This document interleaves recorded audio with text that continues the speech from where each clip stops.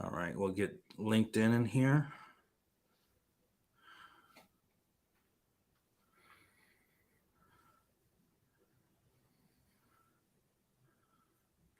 I'll turn the volume off.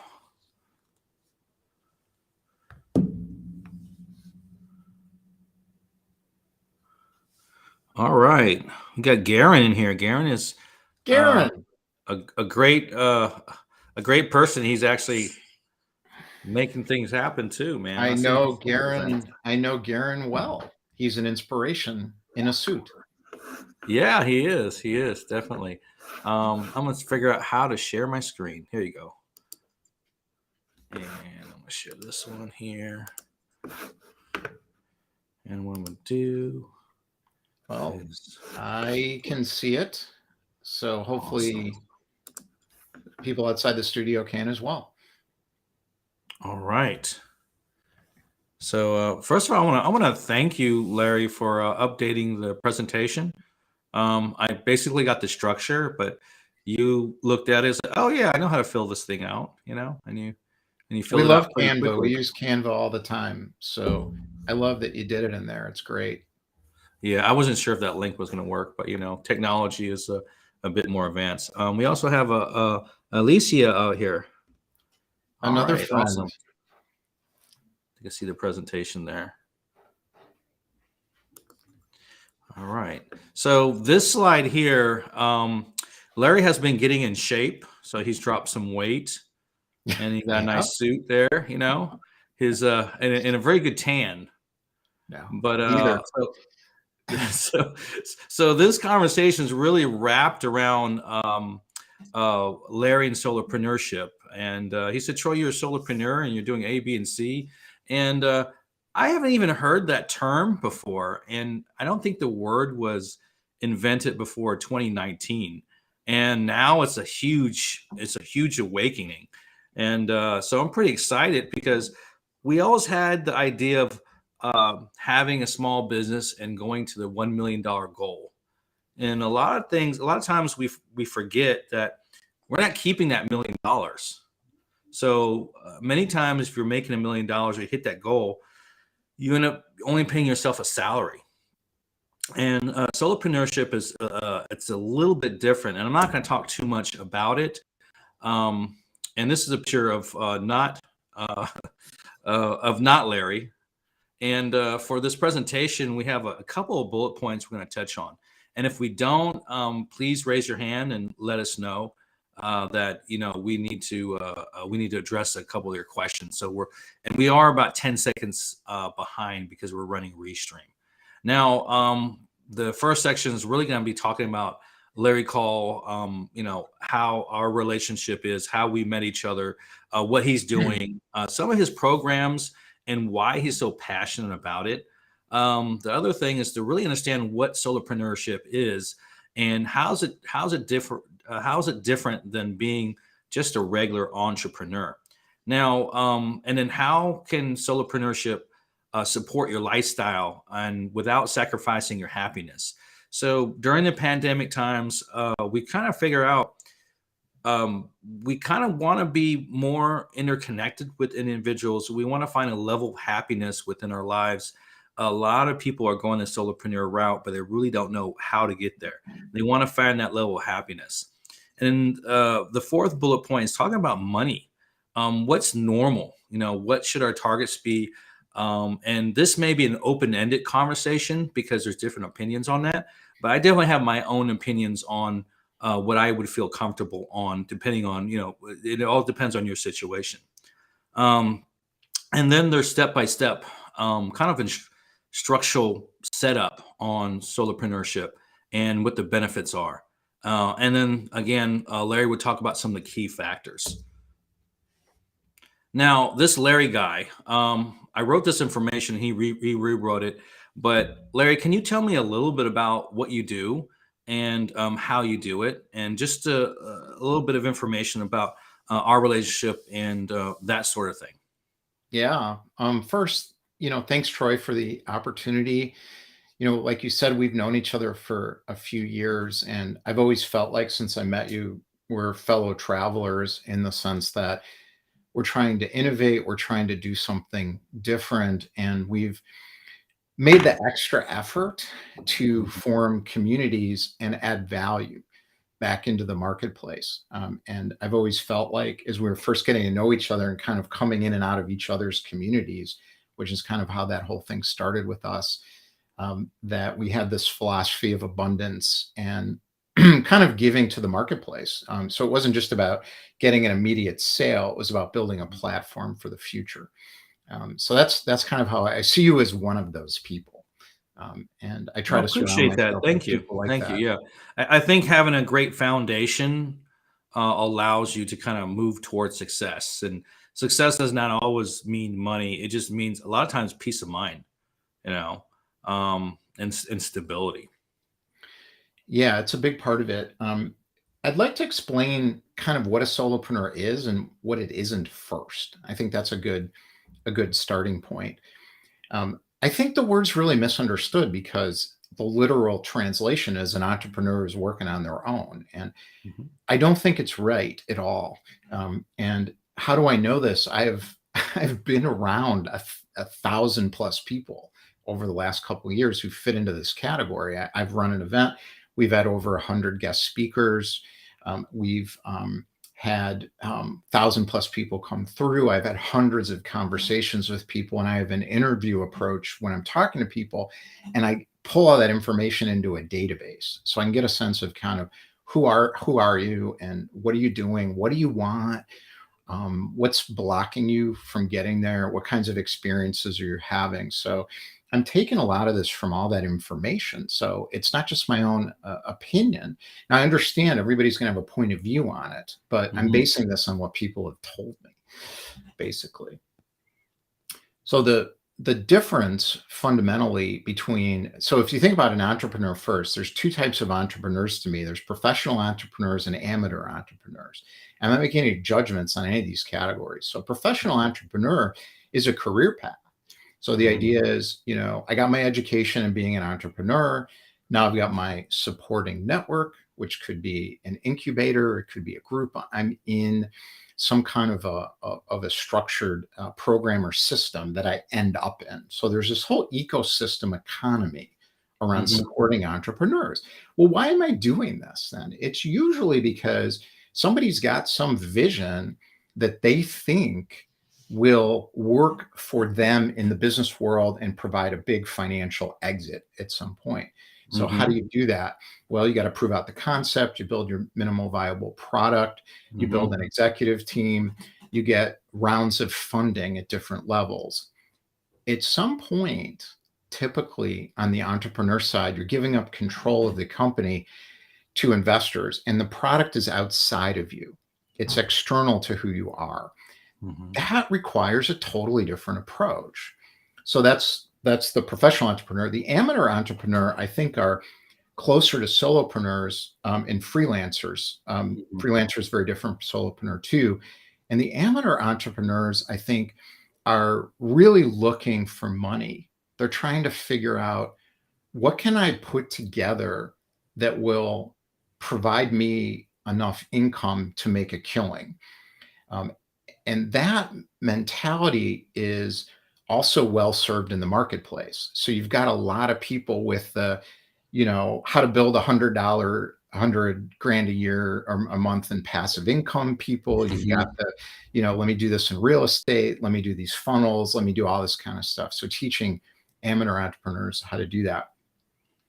Small business owner is someone who's building a structure. So the idea is, I've got this business. It could be anything though. Like I could have dry cleaners, I could have a restaurant, maybe I have a construction firm, maybe I have some kind of management consultancy. So it usually comes out of, I'm good at something, I know how to do something. Well, Mhm. how do you scale that? You learn how to build a culture, you learn how to hire teams, you learn how to manage them, you learn how to work on the business, not in the business. There's like all that kind of stuff. And then finally, a freelancer. And a freelancer is someone who's trading time for dollars primarily. So it's someone who's looking for projects. So I have a skill, I'm renting out my time in the marketplace. Maybe I build a small team for overflow of people who help me because, I don't have time for this particular project. And the challenges are too much work or not enough work. And for a lot of freelancers, it's the problem is too much work, and they often don't know how to get the kind of work they want. So they're driven by the projects and the clients.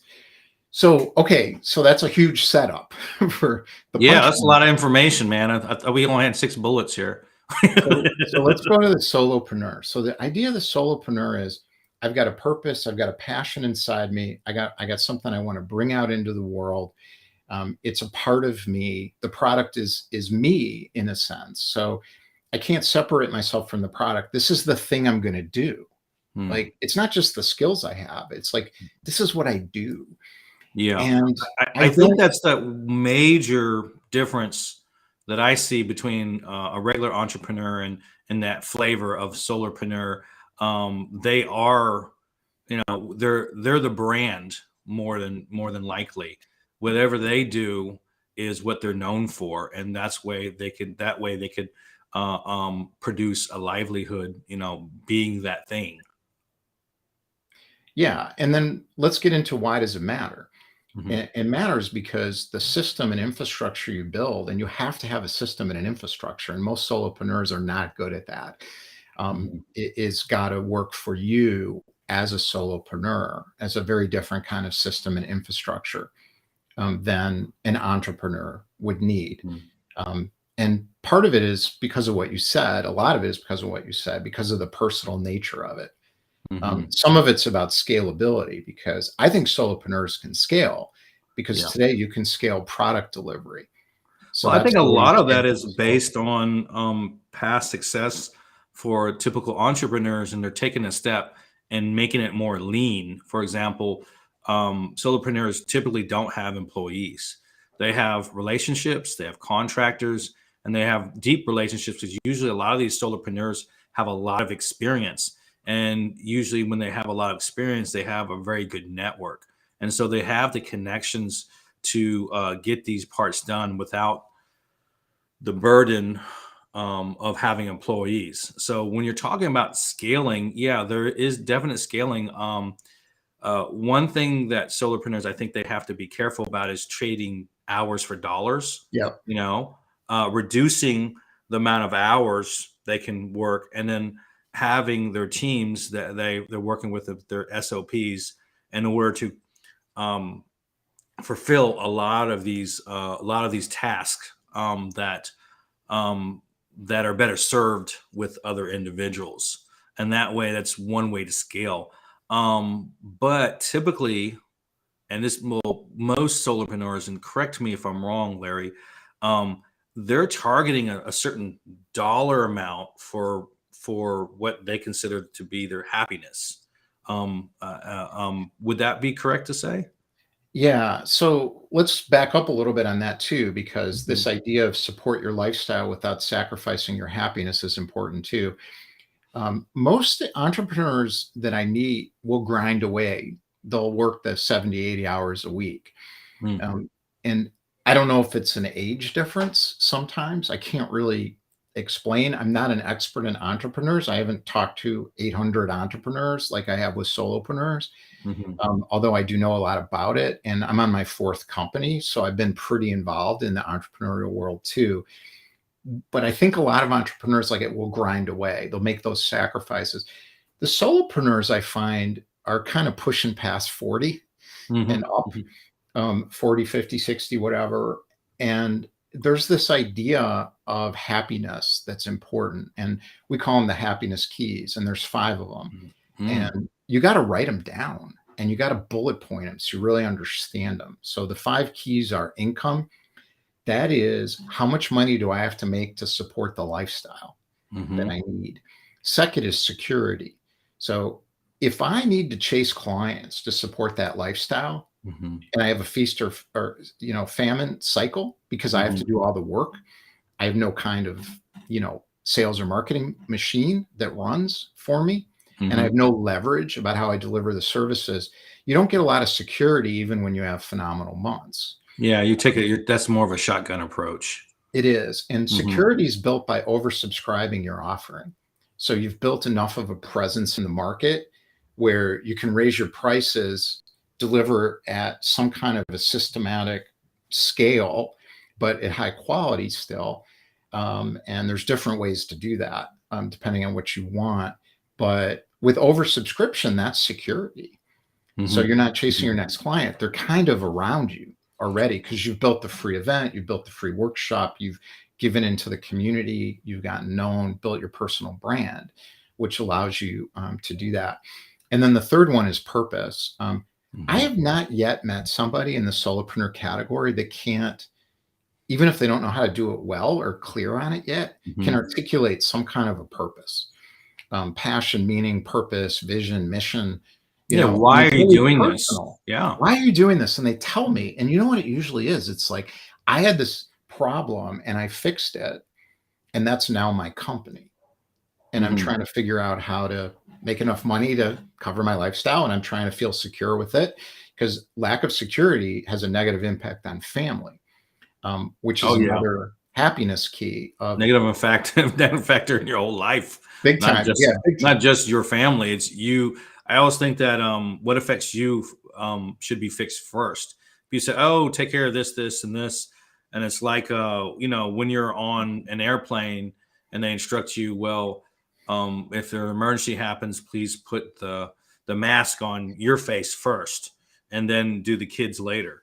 And so, if they don't have security, they not able to pay the rent or their bills, they're not going to be very effective. So I would think, as a solopreneur, and just to take a step back, people who do Uber lifts and all this other stuff, God bless them. There may not be in that same, a lot of them may not be in that same age category or that same mindset. They're just trying to make a little extra nut to pay bills and things like that. But what you're talking about is being sustainable, which is a different animal. So that's the difference between a solopreneur and a freelancer. So a freelancer is renting out their skills and expertise, capabilities, body, time, whatever. So an Uber driver is kind of like a freelancer, just in the physical world. But if you're a solopreneur, so you've got to build the business from the inside out. You've got to know the energies you channel. I won't get into the details of that, but I could go on forever. But there's an energy you channel that has an impact in the world, solves a certain type of pain, gives a result for a certain desire that people have. A market forms around a shared private desire. You got to nail that down. You got to know your zone, so you know the kind of work you want to be doing. You got to know your saboteurs and the obstacles you work through, because it's all personal. So I don't think entrepreneurs and freelancers and small business owners do this kind of stuff, but the personal development work needed to be a successful solopreneur is pretty considerable. And when you do that successfully, you overcome the problem of product differentiation, because if you go out there and you say, I'm a different kind of coach, or I'm a different kind of consultant, you're not really. I mean, what you're delivering is other people can deliver it, most likely. But what's different is when you build it from the inside out, people feel it. They feel like this is special. No one else is doing that. It's very different. Yeah, I think that 80%, and correct me, this is what I think. I believe the majority of the decisions made to work with you or to be with you and to do business with you on a partnership or client level, all that stuff is really if there's no like and trust. So they get to know you and they get comfortable with you, and they understand that your knowledge base is there, and the product comes last. The actual product comes last. They just say, he's doing well in this thing. I need help in this area, and I believe that he'll do the help. And so they may hire someone like you or me over other people, and it's solely based on them actually believing that you can do it. They like you, and I think that's a huge part of building your personal brand. There's so many pieces of that to kind of unpack. Like, I think one of the biggest parts of it is that people don't know how to buy. They don't know how to solve problems. So we call this a thinking process. So the idea is know, like, and trust is like table stakes. But at the end of the day, you're buying transformation of some sort at a price you can afford to do Mhm. something you're actually able to do without too much time, energy, and sacrifice. That's what you really want Once you as get a the system buyer. moving and optimized, it's true. So the beginning parts of that is a lot of work. I think the momentum, once you get a good flow and you get a momentum, life becomes a lot easier, you know. And getting to that momentum stage is, I think, critical for a lot of people because there's a level of inconsistency, and we all struggle with it. All of us, we struggle with it. Mhm. I'm supposed to post 5 times a week. You know, I'm supposed to spend 30 minutes, you know, in my day to create that. Sometimes it takes an hour or whatever, and sometimes I don't feel like doing it. You know, Yep. uh, do you think I like getting up 5 a.m.? Yeah. No. My Yeah. old business, when I had my gaming business, I get up at 9, but I work through the night. And now as a single parent, I had to force myself to shift. Whether I wanted to do it or I didn't want to do it, I just do it, you know? And of course, I'll slip up. But having that mentality of like, look, I'm sacrificing now so I can benefit later. That concept has to be inserted into your soul, you know? And that's where when you end up getting, oh, got another client here. Oh, this client's doing well. I 10x this person's business. Those lines of good things that are happening goes a long way because again, in any business, solopreneur, entrepreneur, whatever, I think a majority or at least a big portion of your business is based on other people's thoughts of you, recommendations, you know. So if you toot your own horn, that's fine. You got to do your own marketing and stuff, but it can't compete with other people tooting your horn. Other people say, yeah, he did this for me, he can do this for you. They trust them. Now that trust is transferred to you. And that is a powerful thing. And that's only done once your systems are set in place, your mindset is correct, and you got a little bit of momentum, you know? And I think the best, what do you call that point when you can go straight up?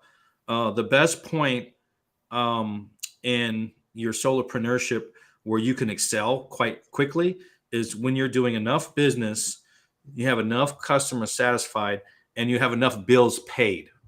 That last part, think about that. Your bills are paid, and I don't have to worry about the bills. Now I can excel. I know what works, and I'll just make little tweaks along the way to kind of better that offer. One of the best things that I've done was simplify my life. Mm, I don't have 10 products. I right. will not develop your website, you know, unless you're a current customer. I got 2 products. That's it. High-end starting product. And I think that simplification and getting those systems in place was a big deal. Yeah, it's right on. And so we talked about building the business from the inside out, but then you build the business with the market. Mm, You don't decide what you're going to sell. You decide what your purpose is, your vision, your mission, what gives you meaning, what kind of work you want to do. You decide kind of who you are, what kind of impact you make, where your energy channels the best, and for what market, because you want to build a market. Starting with a market is a group of people who share the same desire. And then I'd go one step further, which is I would find a market shares the same desire, people you want to hang out with. And then the next step after you figure that out is people who are weak where you're strong. And then you can segment the market, you know, but that's not a market. Segments is a different thing. So when you figure out that market that you want to be in, you've built the business from the inside out. You're moving now. Well, now the market's going to tell you what they'll buy. mhm, And the mhm, way you do it, I'll give somebody a tip here about how to do it. So I call them connection conversations. I've done a lot of these, and you get somebody on the phone, and the way you set it up is basically, hey, where are you focused? Like, what are you working on? And mhm, we take this and we zap it into a database, so we can see all this information. So I'm taking notes on a second monitor, right? So it's like, hey, what are you focused on? They tell me, and I'm writing it down in their language. And I'm like, why? What are you trying to do? Writing it down. That's called the destination. And mm, then it's like, well, how are you finding that? And that's called mhm. the obstacle. So what you want to get down is like, what do You they say, how are think? you finding that? How are you You finding that working? Working. Like, Okay, what is got it. working, right? Because you don't want to say to people, well, what keeps you up at night? They're not going to tell you. Yeah, that's kind of Um, that's obtuse question. I'm not going to tell you what keeps you up. I don't even know you. Yeah, it's not your Um, business.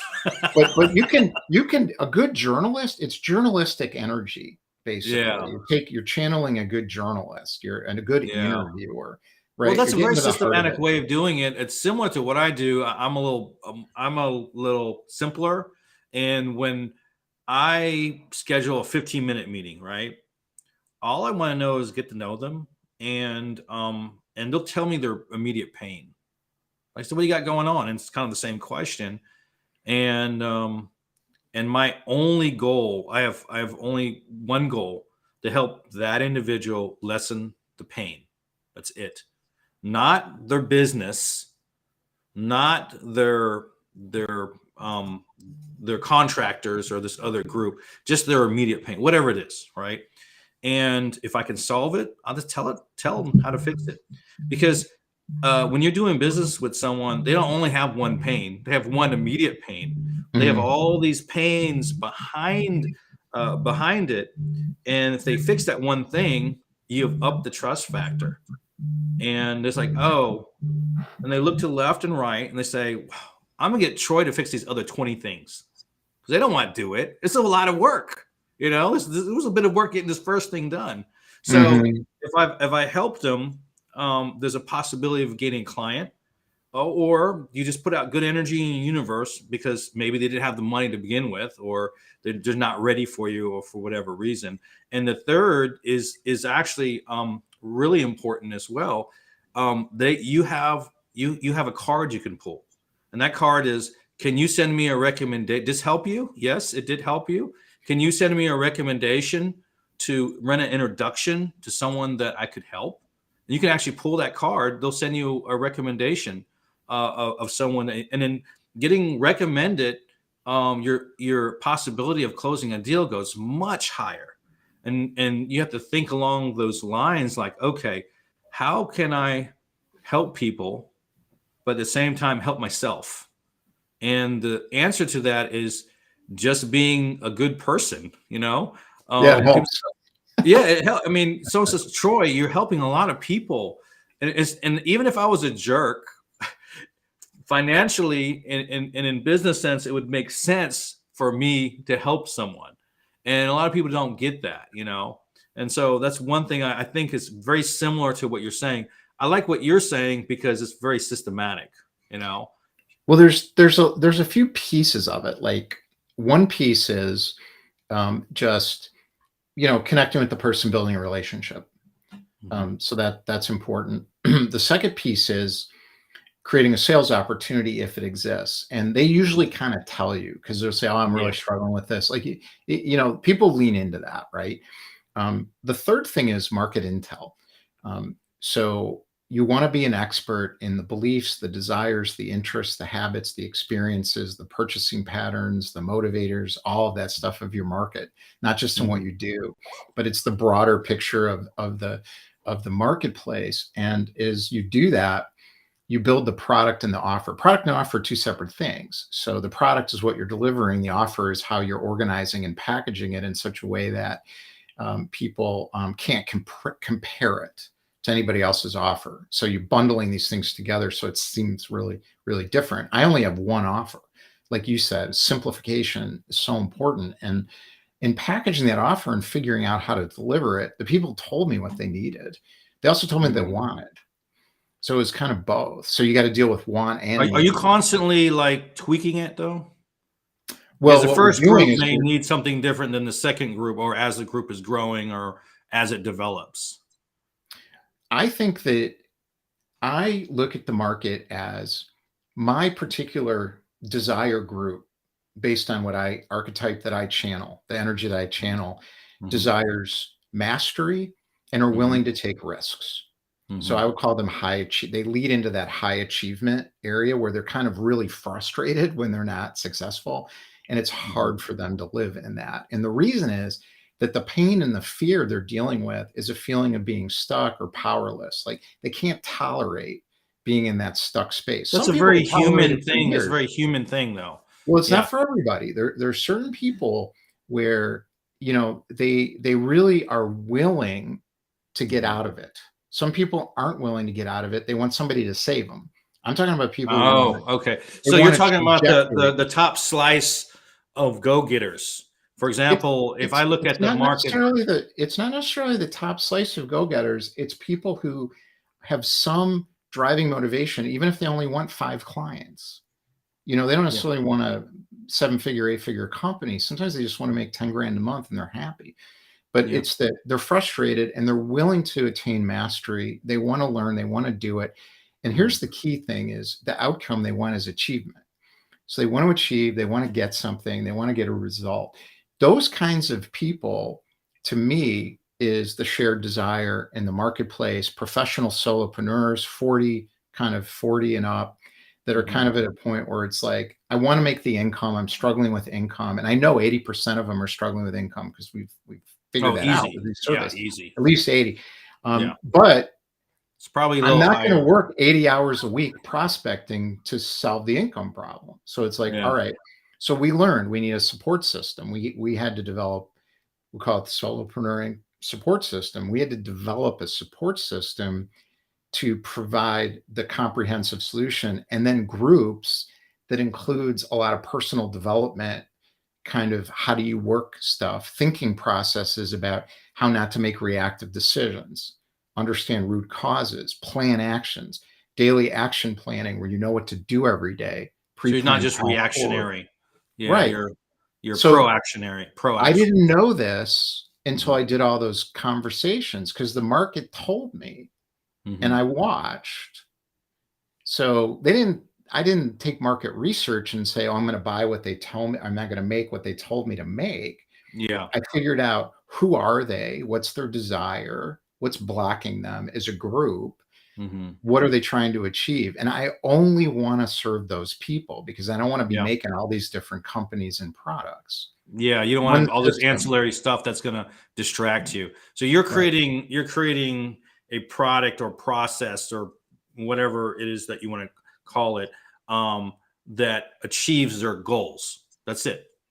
You're Five actually happiness keys. 5 happiness keys. So Mhm, part of the process is, what are your 5 happiness keys? mhm, Well, they're yours, not mine. It doesn't matter what they are. What matters is every single thing you do every day. I time block myself every 30 minutes and it gives me mhm, freedom. And if I look mhm, at what I'm doing, I'm like, this isn't going to get me to that place. Why am I doing it then? mhm. Or it'll get me there, but I should be looking at it in 6 months, not today. I'm not ready for that yet. Yeah, yeah. So do you still do the time blocks?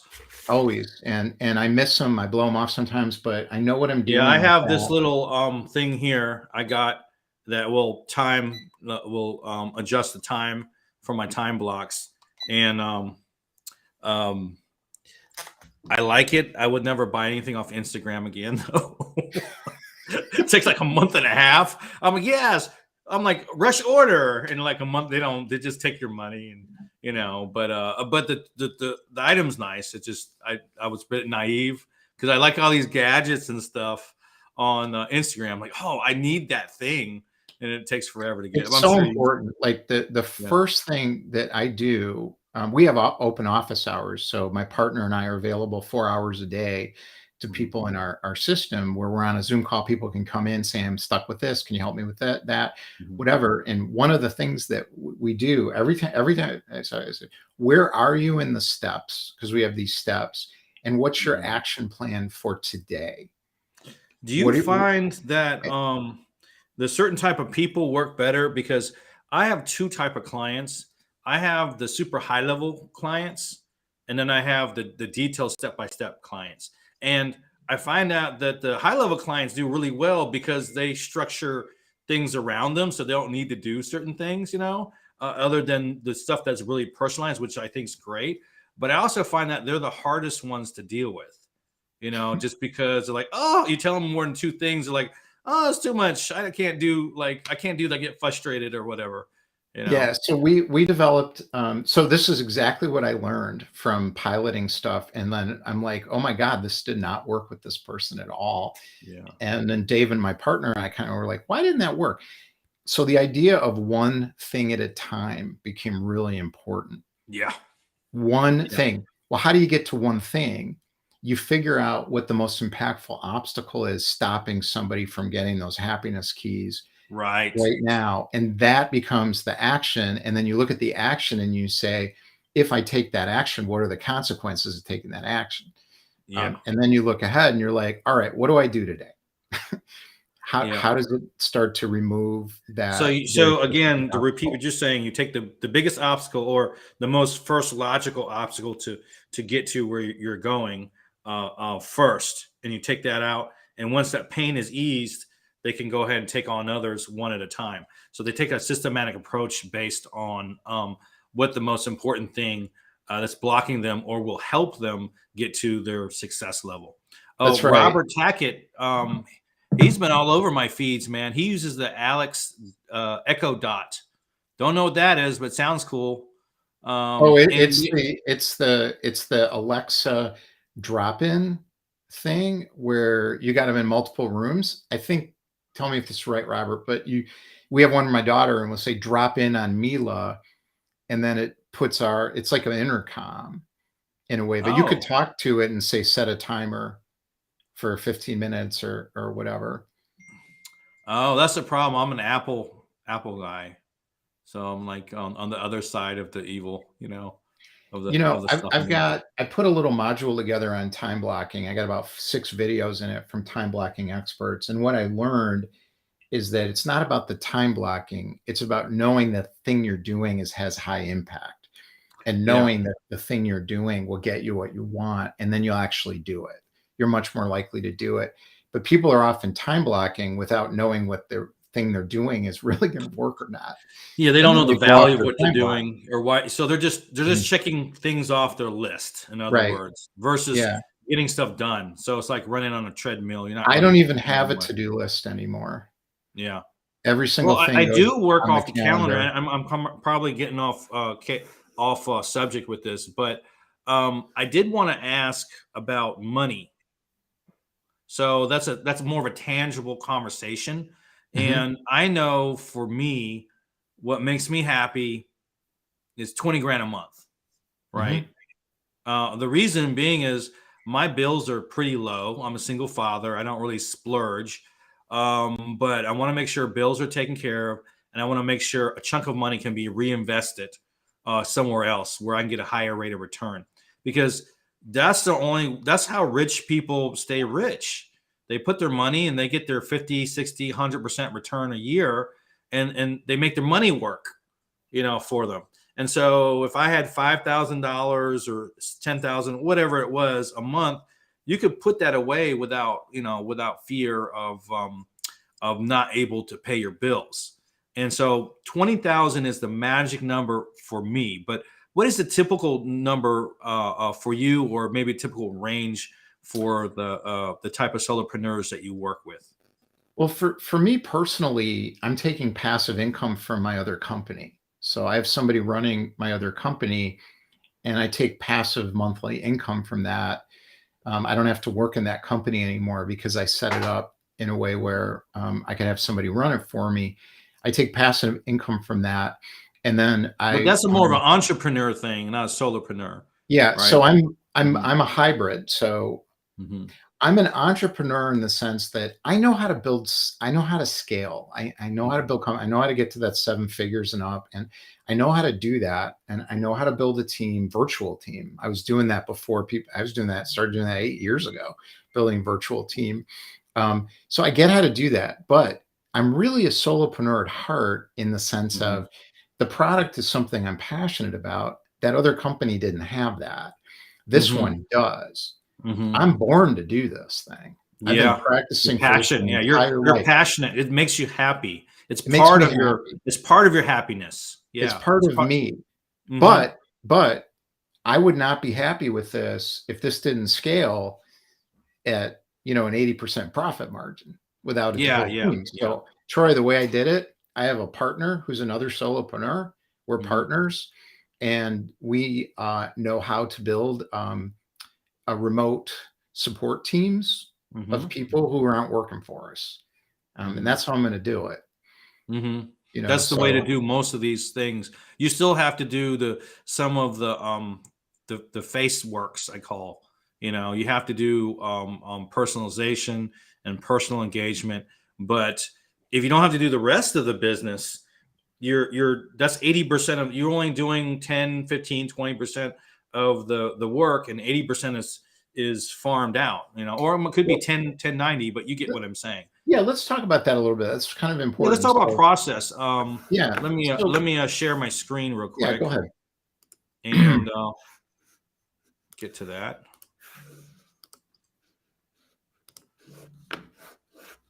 And hitting presentation mode. So you had these 5 steps I put together, and you made edits to that. Yeah, And it's talking about how can a person be successful as a solopreneur. And of course, there's more steps and more details for this, but 5 was kind of an easy number to kind of give major subject matter. You want to take over this right here, Larry? sure. So step one, build your business from the inside out, we talked about, because we need the business to reflect our purpose and passion and to give us meaning. So we're actually happy working in it. So I wasn't happy working in my other business. I took a Mhm. huge pay cut to do this. And I used some passive income from that business to do this. And I used some money from investments that I'd made when I was making a ton of money to be able to do this. So I had to start with, what do I want to do every day? And who do I want to do it with? Were really critical questions, building your business from the inside out. Mhm. Um, and that Hey, doesn't Larry, mean I get to, I'm gonna stop you and ask yeah, you a question. sure. So, your predicament, I would say, is not the norm, Right. right? So, say I'm starting out. I'm 50 years old, and I was doing well a couple years ago. I'm doing I had a midlife crisis, whatever that means, and I'm resetting my life, right? Yep. And so you have to build a business from inside and out. But my first in that respect, my first stress factor would be, how do I build it from the inside out, but yet the first thing is pay my bills. That's 80% of the people that I'm seeing. And the way you do it is you do it quickly. So you build from the inside out. So when you show up in the marketplace, you sound different. So that's really important. So you got to do that and get that I'm whole sorry, can you story explain together. that? Sound different. I think the audience wants to understand that Well, sound concept. sound different in the sense of, you're not just talking about what you do. So you talk about what you stand for, what you believe, what you care There you go. about, your storylines. So people feel like there's something unique with this person, because that leads to income. The second step is, the way you make money quickly is with a one-to-one service package that hits a pain point or something that the market really needs. And the way you deliver it is networking and connecting in social media and in virtual rooms, and understanding what to do when you get people on the phone calls, and having really good offers put together. And you want to do that at a rudimentary level, just to get it done so you can go. The first that we call it anchoring systems. So Mhm. anchoring systems is basically how to work, how to connect, and how to close, how to sell. Right. So your bulletproof offer, or that's that simplification that we talked about earlier. So when you're creating this offer that will convert a lot easier, um, developing a product or service that's really easy to understand and not complicated. I think a lot of that stuff is key, because those are easier to sell. You can get into the details afterwards. And I know a lot of people sell stuff that they don't even have yet. They'll sell a concept, an idea, and they'll get clients and then build a program around it. But those individuals are probably experts in that arena. So when they start dealing with their first set of clients, they can tailor that around their bulletproof offer. Yeah, the offer thing's so interesting. I studied this extensively the last like 6 months because my problem is complexity. So I've got a pretty big vision, and it was so complicated. It was hard for us to present, Mm-hmm. and we saw a lot of failures in that. And then Yeah. I Do you feel like maybe it discovered was over-engineered, no, or? it's not. It wasn't over engineered. Mm, It wasn't clear, specific enough. So I okay. think we got to specificity now around this idea of support your lifestyle without sacrificing your happiness. What if you could do what you love every day and still make enough revenue to support your lifestyle? And there's a 5-step um, signature process to do that. Build your business from the inside out, be an expert in your market, bulletproof offer, consistent revenue stream, and then eventually scale Right. and oversubscribe. So now I got the message down, boom, boom, boom. But it took a long time to get to that. What nailed that down for me was the building the offer system. So what I noticed was you package basically what you deliver. So it's not the product, it's the way you present and organize the product, and you build it Mhm. based on the steps of the journey the customer needs to go through to get the transformative result that they want and that you can deliver. And when you organize it that way, all of a sudden it makes sense to people, because my mistake was I wanted them to enter my world. Yeah. Well, And when I realized, that's let actually a me very enter their human thing to world, do, it worked because better. yeah, you know your world. You know, I found that before I did the rebrand, I was doing all right. I wasn't working with the clients that I thought would be successful. You know, and I actually over engineered a lot of these systems. A lot of these clients didn't need for me didn't need very complex systems, because they had a capacity of how they were able to answer stuff. So I get them leads all day long, but unless you have a system that slows things down, and you're not consistent on your time blocks, or you're not training your VAs properly to move that needle a bit, it becomes a bit difficult, you know. And so I actually simplified my model, and I don't add more complexity unless there's a need to do it. You know, that's just what I found out. And also, out of this 100% of the people that are on LinkedIn, I live in the LinkedIn world, of course.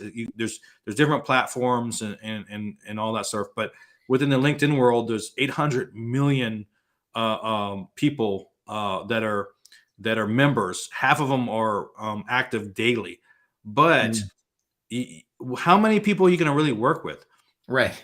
And so out of that 100%, probably like 0.02% of the people are even qualified to work with me, because most people don't have the willpower to go outside of their box, you know.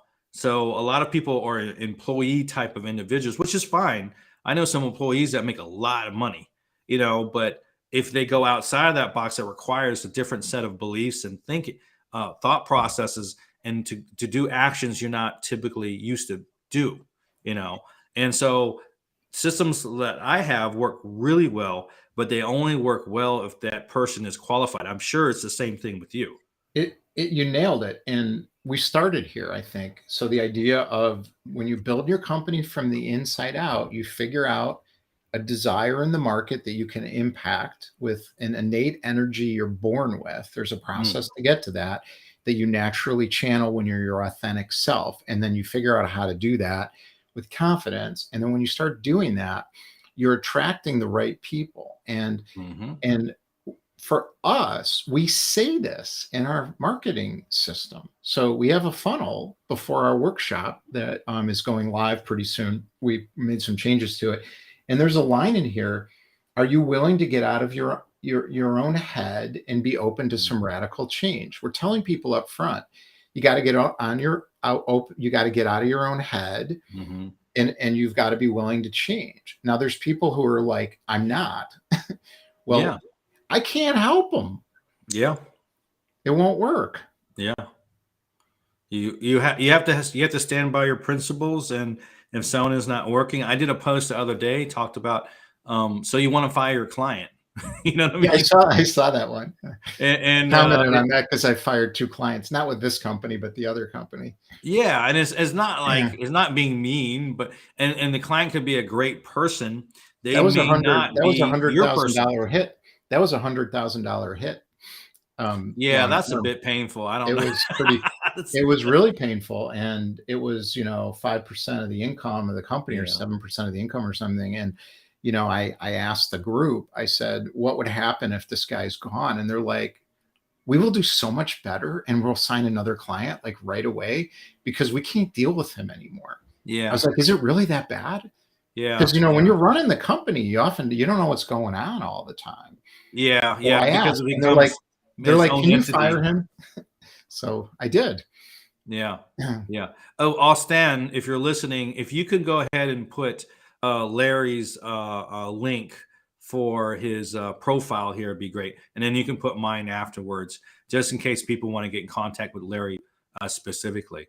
So we're running kind of short on time. So I'll skip to, well, I'm not skipping to step 3, but going to step 3, have a plentiful and consistent revenue stream. That sounds so easy, Larry. It's hard. I know it's hard. Well, That's just we wrote it. the way you The stated way it is we like wrote it is, facts. you may be saying, "Sure, easier said than done," and that's true. It is not easy to do this, but it's possible to do this, and there's a systematic way to do it.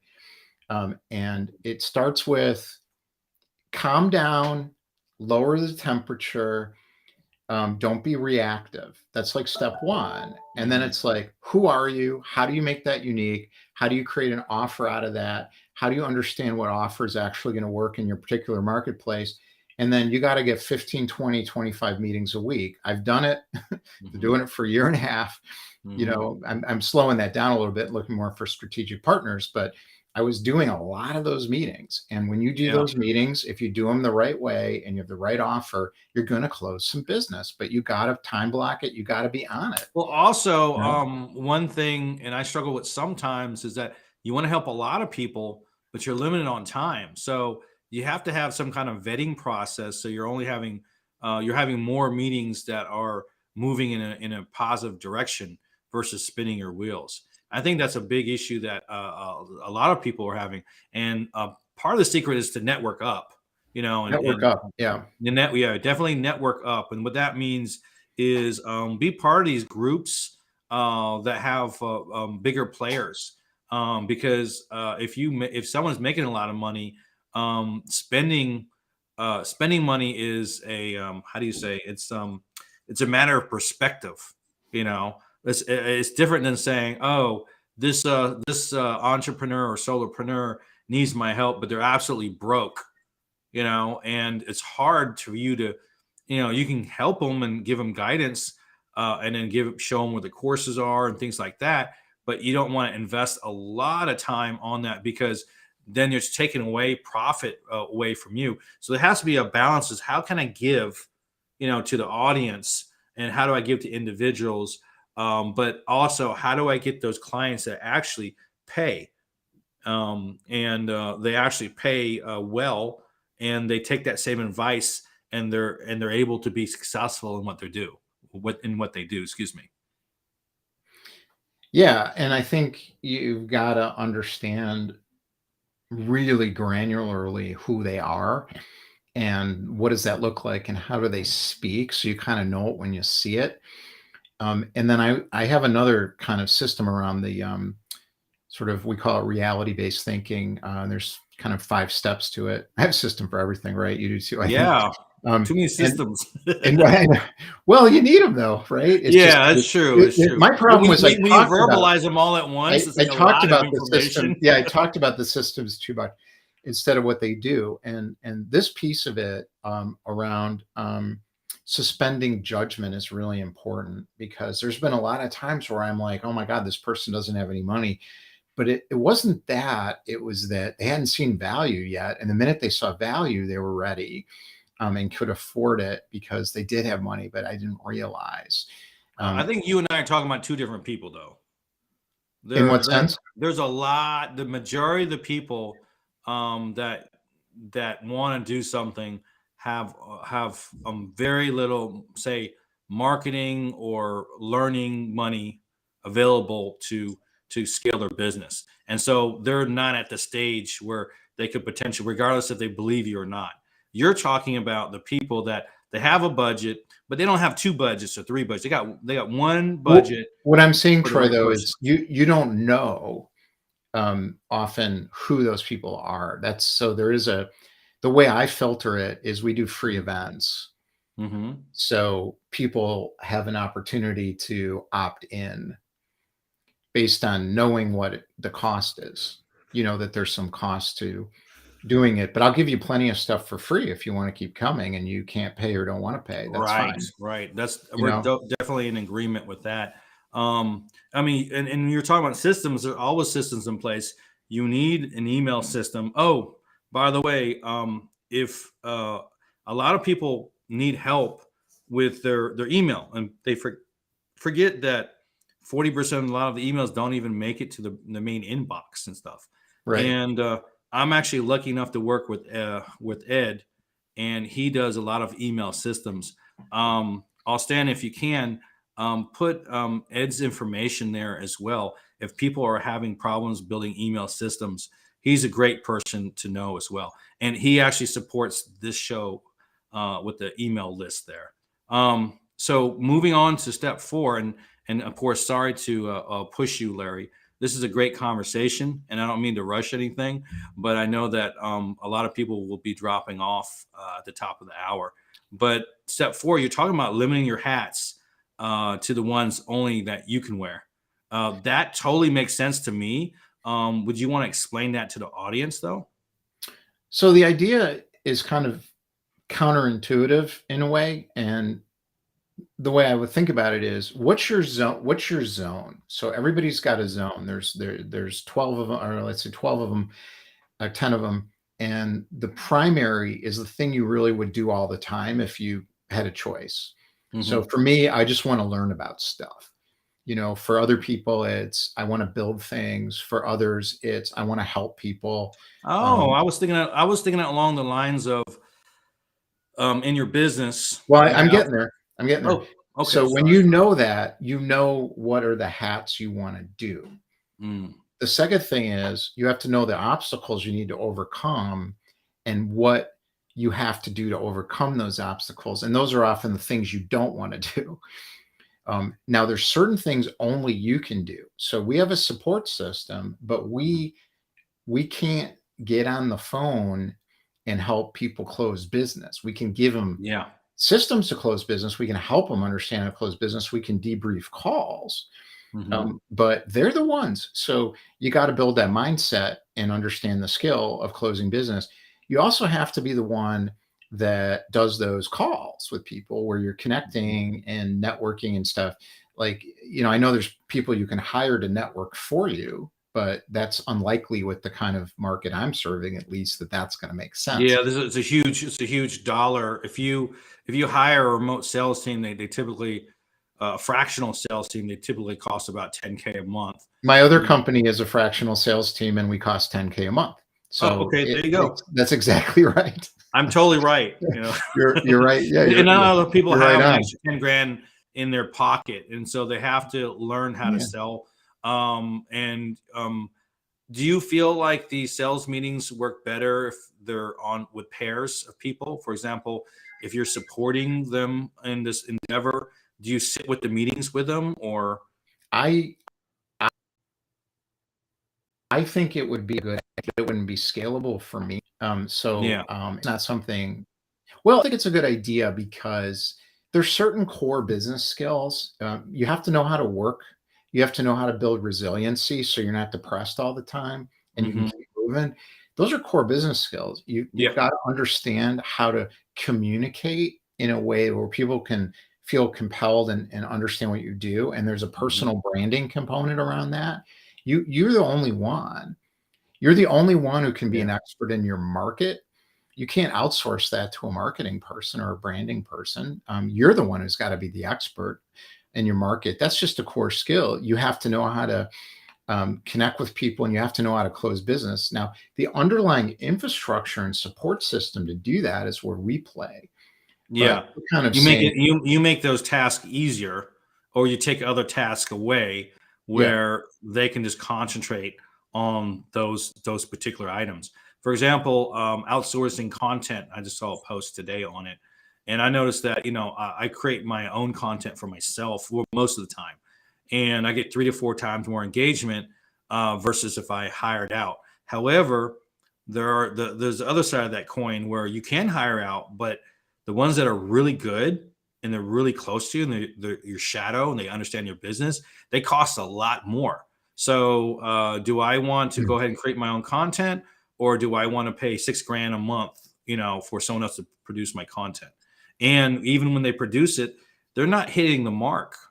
They may be 80% of the way there or 60% of the way there, and so there are trade-offs of money for time. People said, oh, content, oh, that's easy, that's $1,000 a month or whatever. tough. But what do you really get for that? You know, so there's a quality, there's a quality separation there. Yeah, I mean, I'm running this whole enterprise with a partner with one VA, and that's fine. So I don't particularly feel a need to outsource a lot of things, and I'm able to do what I love to do every day because I set up the infrastructure to allow me to do that. But I Right. also have to do a lot of things I don't want to do and I don't like doing. But I've set up a thinking process where I know if I do those things, they'll pay for me. They'll Mm. they'll they'll give me the benefit I want, which makes the pain of doing them. Like for example, So you're programming your own brain, basically.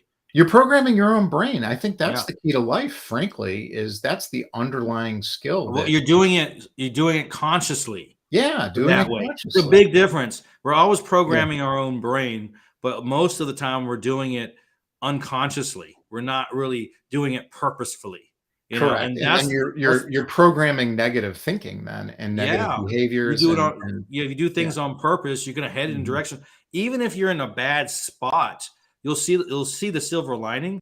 It'll be a lesson learned, or a bad thing can be even an opportunity, and it's really how you programmed your brain to look at stuff. And if you're I started a weekly inspiration meeting every Wednesday. I've been doing it for almost a year now, and that's what we talk about. I didn't know that. Well, you gotta pay, you gotta come into the whole thing. Oh. Now but no, I was doing it, for free for a while, and now we've kind of moved it into our actual, offering, and the Mm, reason I did it is because that's the derailment. okay. So, the reason people derail is because they're operating unconsciously in an automated thought, feeling feedback loop in their head, which Mhm. creates bad habits and distractions of doing things that don't get anywhere, that I'll don't say lead to this one revenue, thing before we move you to know? step 5. As humans, and we're built to protect ourselves, right? And your brain wants to protect you. So it doesn't like things that are unknown or things that are new, right?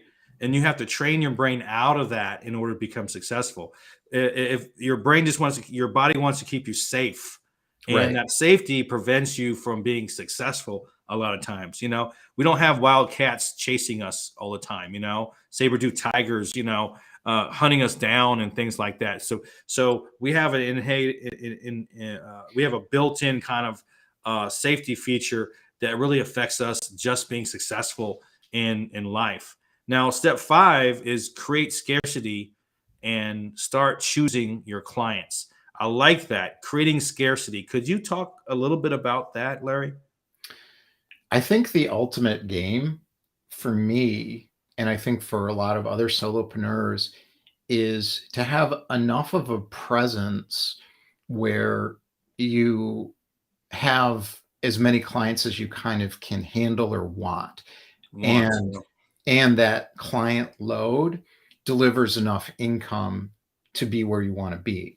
Mhm. So the way we've done it is we've decided to create a more of a premium, community, people where we can spend open ourselves up, our time 4 hours a day, basically, to Yeah. people in it and deliver high value that way to less people.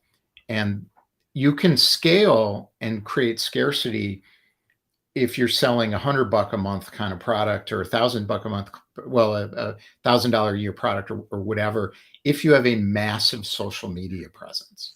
Yeah. Okay. So and I'm not going to get into the names, but be careful with the trap of the automated checkout of, hey, if I create my course, I'm going to sell it. And then, well, you're not going to sell enough of these courses Yeah. to really fund your nut. Yeah. Do you have like 3 million followers? Exactly. Yeah, it's Engaged followers. not many. I know a few people that do, but they still can't sell but certain things depending on their audience. So they sold like courses for LinkedIn for a different community. It just won't convert, you know. So you have to be careful about creating a product for the community, but having it at a value high enough that where you can sustain an income, you know. These things happen sequentially. And one of the Mhm. things that's important is what we call it delay gratification Mhm. and accepting completeness. These are fundamental life principles. Delay gratification means I cannot help anybody get to scarcity and start choosing their clients in 3 weeks. We can help people in 3 weeks build the business from the inside out and Mhm. get into a different thinking mindset, feel excited and confident, give them the whole support system, and have them feeling like they're on the right track. And that can Mhm. happen like overnight, Yeah. but you got to go through the next step, be an expert in your market. You don't do that in 3 weeks either. You got to get out there, and that leads to the bulletproof offer. You can do that pretty quickly, but you got to understand your market to make it bulletproof. It doesn't happen right away. Mhm. Plentiful and consistent revenue stream. That doesn't happen overnight either. Now you can get lucky. So I see a lot of people who say, if you come through my program, you're going to close business in 3 weeks. And I'm like, well, sure. I mean, that's possible because if someone's doing Oh a yeah, I horrible had thing, CPAs that come and in 3 weeks they have 15 clients, well, but not all of them do that. if you create plentiful and consistent revenue stream, that's different from closing a client. So if you have clients where you can Mhm. create a plentiful and consistent revenue stream, it's because they came to you with something. They Mhm. already had something organized and a good infrastructure of some sort. Most So what people you're don't. saying is they became aware of the solution to their problem that they already had.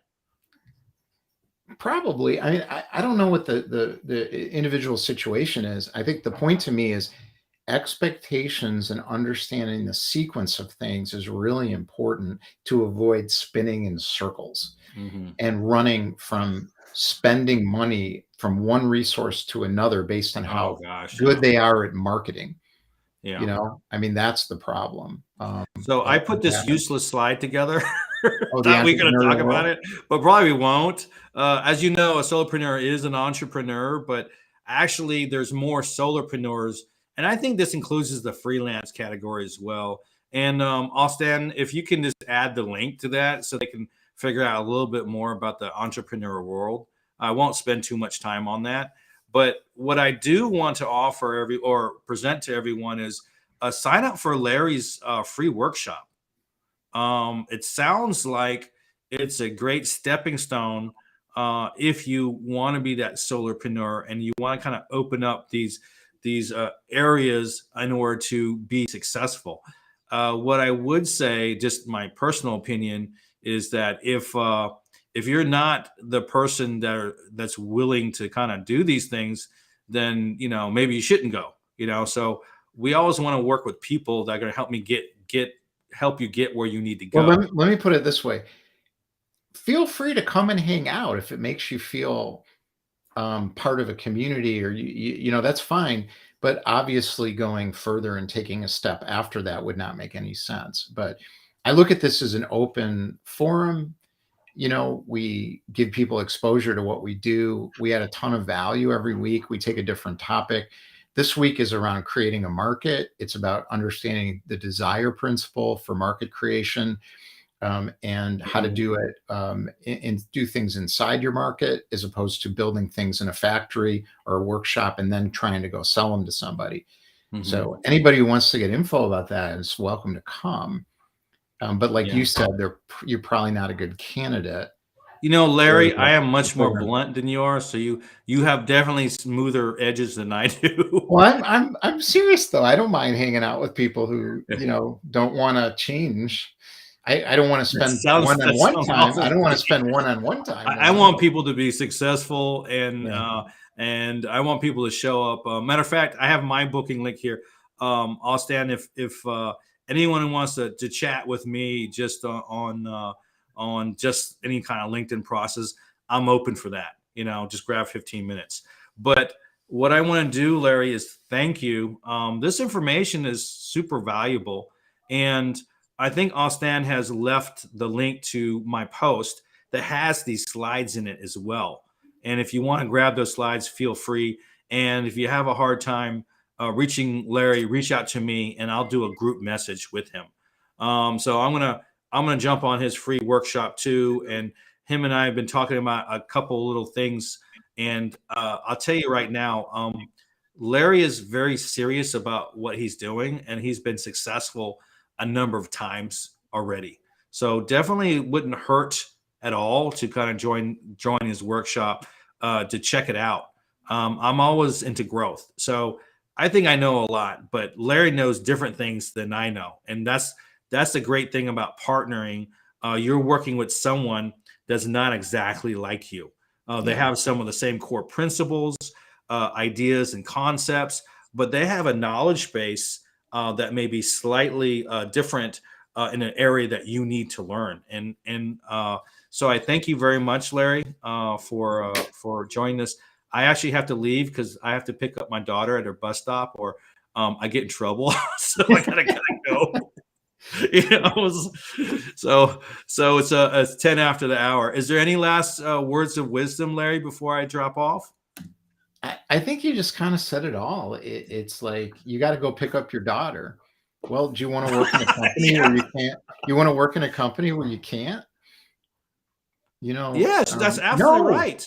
No. Yeah. No, we got to make this work. We don't have a choice. I'm unemployable now. Like, this has got to work. Yeah, no one wants to hire me. I remember years ago, I tried to get a job as a creative director, and they just looked at me like, yeah, you need to start your own company. They wouldn't hire. They told me, you need to start your own company. I was like, okay, I'll do it. So if you're out there and you're listening to this and you're not getting what you want out of it, you got to, because you want to be able to pick up your kid at the bus stop. Yeah, we do. Not be told by your boss, so you can't do that. Oh yeah, that's awful. Yeah. Yeah, and I probably gotten fired off a couple of my jobs because I'm bluntly honest. Once you want to have a job where you can be honest to your clients and customers, you know, and not fake the funk, that's just, and I'm programmed. It's like, I have a hard time saying something that's not true. You know, it's just in my DNA. Awesome. Well, I'll let everyone go. Thank you. Thank you for joining. And there's going to be a replay as well. And please connect with Larry. And if you want to chat with me, my booking link is on my profile. And if you send a connection request to Larry, let him know that you're on the show, or he might not connect. He doesn't connect with everyone because he's reducing on the spam and increasing on the actual connections, if you know what I mean. Awesome. All right. Thank you very much. Have a great day. Troy. I appreciate it. You're welcome. Bye.